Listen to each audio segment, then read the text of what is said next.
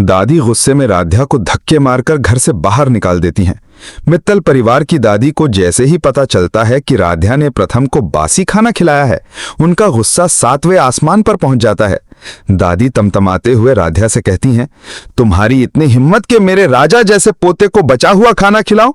ये हमारे घर की इज्जत का अपमान है। लेकिन सच्चाई ये है कि राध्या ने अनजाने में प्रथम को बची हुई रोटी और चटनी परोस दी थी। उसके दिल में बस यही भाव था कि चाहे जैसे भी हो, प्रथम की भूख मिट जानी चाहिए। मगर दादी के लिए प्रथम सिर्फ पोता नहीं बल्कि घर का मान सम्मान है।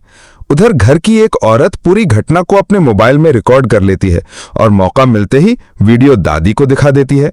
वीडियो देखते ही दादी का गुस्सा ज्वालामुखी की तरफ फूट पड़ता है। उनकी आवाज गूंजती है, ये लड़की हमारे संस्कारों पर धब्बा है और सबक सिखाना ही होगा। इसी बीच कहानी नया मोड़ लेती है। प्रथम को अचानक बहुत तेज भूख लगती है। वो घर में इधर उधर खाने की तलाश करता है, फ्रिज खोलता है, बर्तन टटोलता है, लेकिन कुछ खास नहीं मिलता। तभी राध्या सामने आकर कहती है, मैं तुम्हारे लिए खाना बना दूंगी।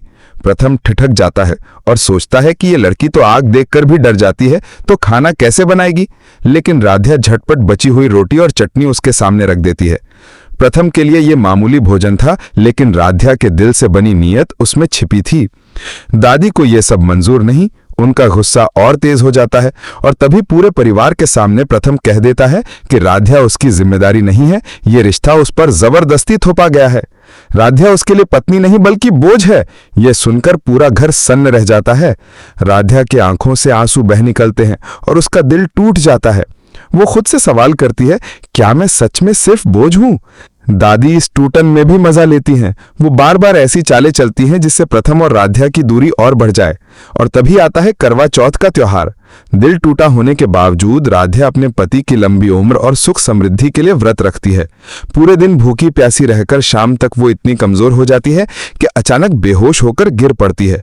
घर में हड़कंप मच जाता है। उसी वक्त प्रथम घर लौटता है। सामने बेहोश पड़ी राध्या को देखकर उसका दिल कांप उठता है।